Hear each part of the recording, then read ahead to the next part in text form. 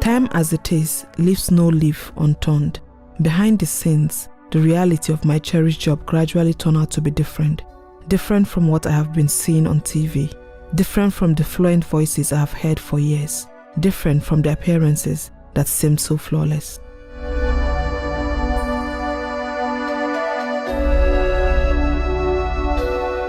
Unheard Voices is a bi-weekly podcast by Wikitimes that spotlights the overlooked experiences of women, especially in northern Nigeria. It addresses the historical marginalization of women's voices and the challenges they face, such as forced marriage, gender-based violence, discrimination, and societal oppression. This podcast aims to provide a platform for women to share their stories, showcasing their resilience and strength. By doing so, Wikitimes hopes to foster a more inclusive and equitable society, challenging societal norms and ensuring that every woman's narrative is heard and valued. Tune into Unheard Voices to be inspired by the untold stories of northern Nigerian women. Let's listen to the story of Sadia.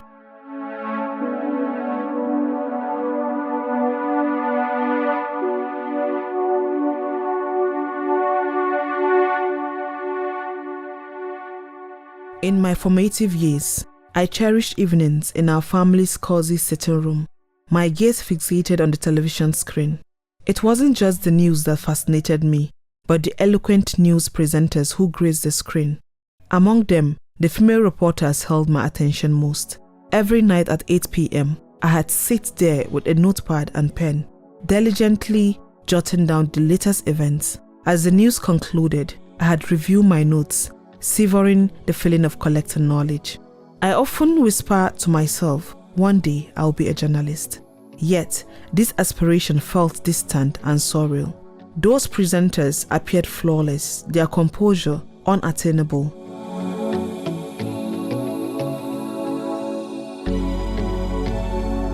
My name is Sadia, and I am now 29 years old, but this dream has been a part of me since childhood. It wasn't just the articulate reporting that inspired me, it was the glamour and recognition that came with the profession.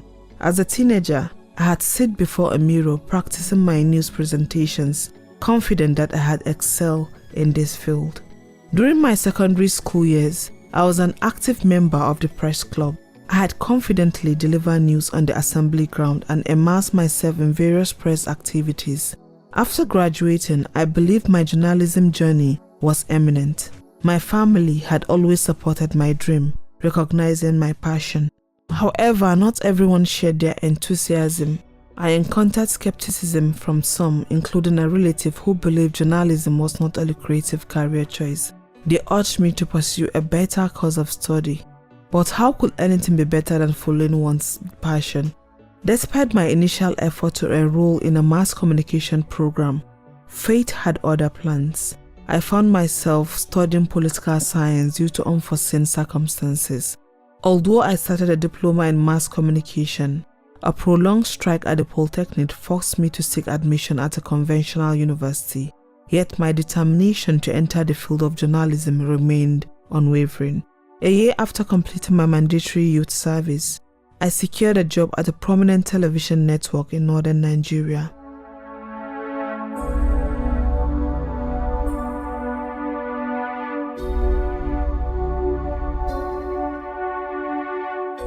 I was assigned to their new branch, where I stood as the only woman in the newsroom. Words can hardly capture the excitement and determination with which I embarked on this journey.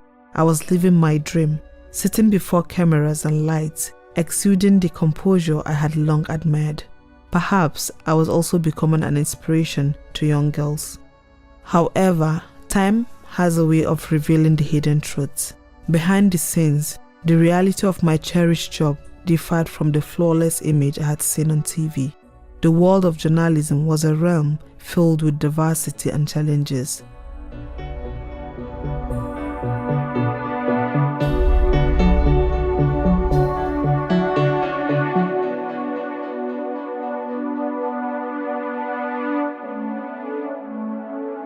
I began my journey as an intern, fortunate to be guided by experienced mentors. Yet, challenges emerged.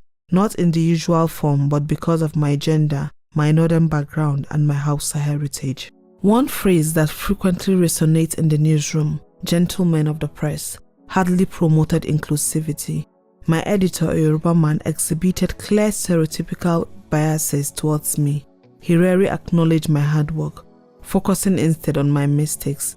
Initially, I believed he was grooming me, but I soon realized his underlying prejudice. To him, Northerners represented poverty and limited education, and I was no exception. He treated me as though I were incapable of handling various tasks in the newsroom. I also faced discouragement when seeking to host certain programs. Countless times I had approached editors only to hear, "You are a woman, you can't do it." This contradiction to the message of gender equality espoused by the media industry itself was both ironic and disheartening. Nonetheless, I persisted. I dared to request the hosting of a TV show that had been exclusively presented by a man for 12 years. My editor, undoubtedly expecting me to fail, surprisingly agreed. I accepted the challenge, gave it my all, and received applause that felt almost exaggerated. I have broken a long-standing barrier, proving that gender should not limit one's potential. As I continue to navigate this challenging terrain, more women joined the newsroom, slowly reducing the discrimination I faced. Yet, a more insidious issue lurked within the newsroom and beyond: sexual harassment. I was often dissuaded from pursuing certain stories or ideas because some editors sought to mix business with pleasure. They made their approval contingent on my consent. Enduring these challenges daily was far from easy, but I remained resolute in my determination to make a mark in my chosen profession. To build a lasting legacy, I refused to compromise my dignity as a woman for the satisfaction of a few men who behaved horribly. Yet, my silence about this incident had become a necessity, as they discreetly stifled my efforts and jeopardized my career and livelihood. My work's exposure led to a tarnished reputation within my Arewa society. To many, the freedom that came with my profession was too much for a woman. I recalled a colleague's story of her father vehemently rejecting her choice to study mass communication, deeming it unfit for morally upright daughters and lacking in lucrative prospects. However, her uncles intervened and she ultimately found herself making waves as a reporter in the same newsroom as me. This perception extended beyond our society and even affected some of the individuals I interviewed. I remember a prominent Nigerian oil mogul, whom we will call Alhaji Tahir for this story. I had pursued an interview with him for months and my effort had finally paid off. One evening, we met at his hotel for the interview. While the conversation went smoothly, his occasional flirtatious glances made me uneasy. Several times, our discussion was needlessly interrupted. After we left the hotel, my suspicions were confirmed when Alhaji Tahir called me, requesting that I return to the hotel alone to spend time with him. His audacity left me stunned.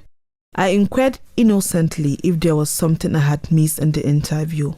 His response that he simply wanted quality time before leaving the next day infuriated me. I wonder why he assumed a professional, modestly dressed woman who had come strictly for work will indulge in his selfish desires. Instances like these could be used to justify the negative perception of women in our society. The next morning, Alhaji Tahir's persistent messages left me feeling harassed and insulted. He offered me another job, contingent on my willingness to spend time with him. I decided to assert my convictions rather than merely declining. However, he remained unresponsive to my protests, his pursuit becoming increasingly obsessive. Encounters like this had left me paranoid, an unfortunate reality I had to accept. To remain in my profession meant constantly guarding myself against individuals like Alhaji and the monsters lurking within the newsroom.